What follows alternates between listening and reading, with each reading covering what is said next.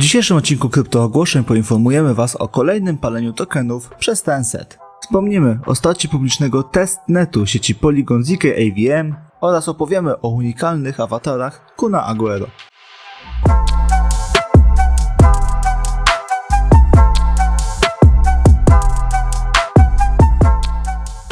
Witam Was serdecznie na kanale Kryptoogłoszeń, przynajmniej kolejna dawka informacji. Jeżeli materiał uznacie za wartościowy, zachęcamy do lajka, subskrypcji, komentarza. Ja tylko jeszcze na wstępie zaznaczę, że nie znajdziecie tutaj porad inwestycyjnych, bo takie należy udać się do specjalisty. My tylko wyrażamy nasze subiektywne zdanie. Tak więc nie przedłużając, zaczynajmy.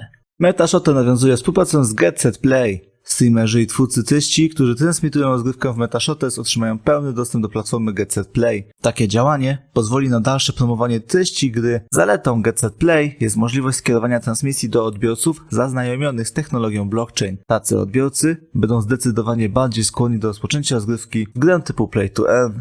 Wspomniana we wczorajszym odcinku awaria przepustki licznika z Moonriver do Moonbee Network została naprawiona. Użytkownicy mogą już bez najmniejszych problemów przenosić swoje tokeny między wspomnianymi sieciami. Zespół Bipro Network informuje, że nadal będzie monitorował sytuację.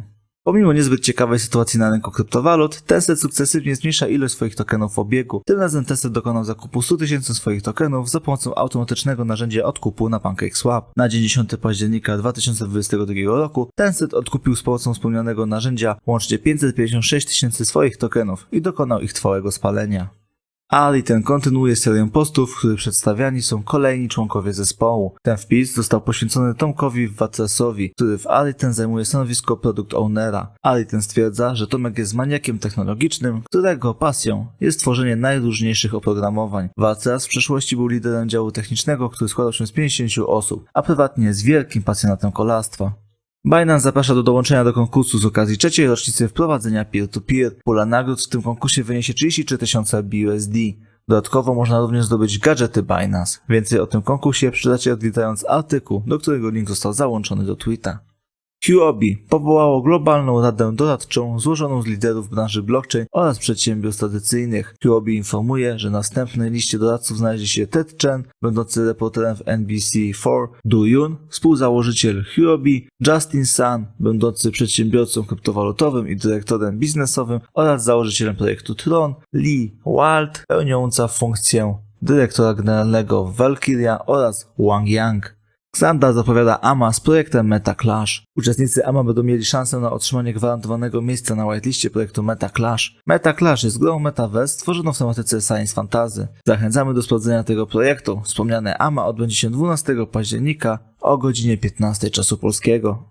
Crypto.com informuje, że ich Fiat Wallet został zintegrowany z funkcją Target Price Orders. Użytkownicy już teraz mogą złożyć zlecenie kupna lub sprzedaży kryptowalut po preferowanej cenie za pomocą Fiat. Crypto.com zachęca do dokonania automatyzacji zleceń bez konieczności monitorowania rynku, co przełoży się na możliwość uzyskania większej kontroli nad każdą transakcją.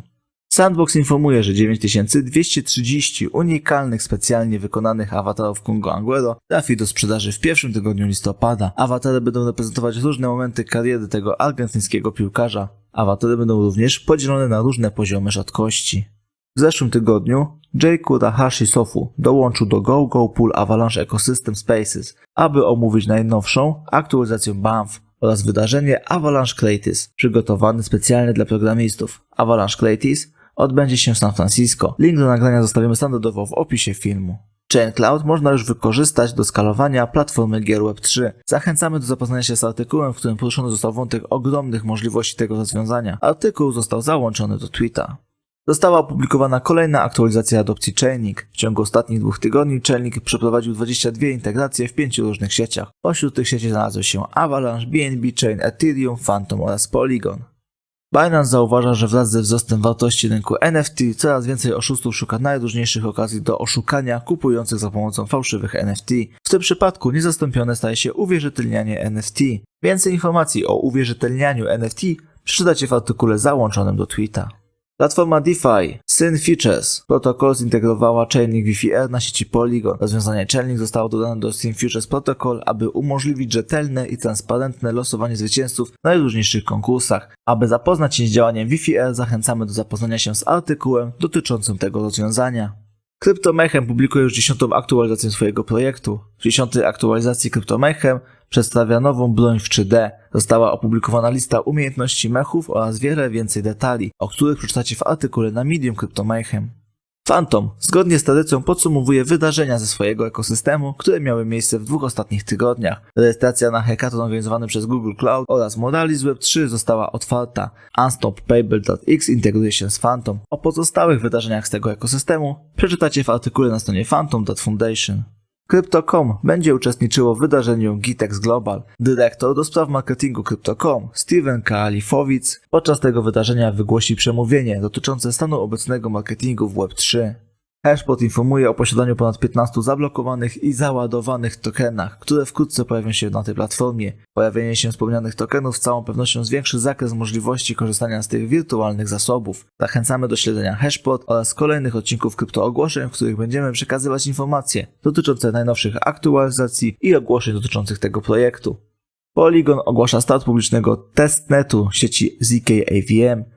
Polygon przypomina, że zaprezentowane w lipcu ZK AVM stało się kamieniem milowym nie tylko dla sieci Polygon, ale również dla Ethereum oraz całego świata Web3. Aby przyspieszyć proces testowania, Aavegotchi, Uniswap, Lens Protocol oraz Midnight Society dołączają do sieci testowej ZK AVM. Chainlink informuje, że najróżniejsze venture capital nadal inwestują w startupy ze świata Web3, jednak jest to zdecydowanie inne inwestowanie niż w czasach hossy. Podczas wydarzenia SmartCon 2022 M12 VC, Sub.io oraz Samsung Next będą omawiać obecną sytuację finansowania projektów oraz poruszą również kwestie najbardziej ekscytujących przypadków użycia technologii blockchain. NIR Protocol przebiło granicę 700 000 obserwujących na Twitterze. Warto zwrócić uwagę na grafikę załączoną do tweeta. Musimy przyznać, że jest naprawdę bardzo nieszablonowa. Przy okazji realizacji tego kamienia milowego zespół NIR dziękuję oczywiście wszystkim, którzy przyczynili się do rozwoju tej sieci. Battle Arena Games Guild nawiązał współpracę z Unlocked. Unlocked jest protokołem, który odblokowuje pełną płynność i użyteczność gospodarki aktywów cyfrowych, oferując pożyczki wspierane przez NFT. Projekt Zilliga prosił o uwagę wszystkich deweloperów Steela. Steela zastanawia się, czy któryś z tych deweloperów jest w stanie znaleźć 5 obszarów do optymalizacji w ramach smart kontraktów Steela. Nagrodą za wskazanie 5 obszarów jest $1000 w tokenach ZIL. Gra MetaShotter jest wciąż w początkowej fazie rozwoju. Jednak MetaShotter już pozwala graczom na regularne zarabianie. Osoby zainteresowane aspektem zarabiania w MetaShotter odsyłamy do artykułu na Medium tego projektu.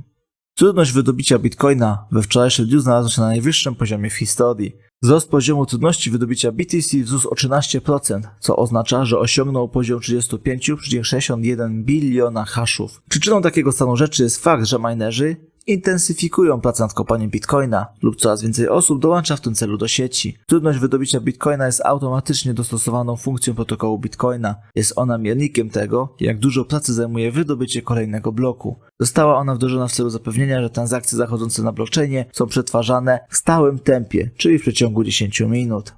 PayPal wycofuje się ze swojej kontrowersyjnej polityki.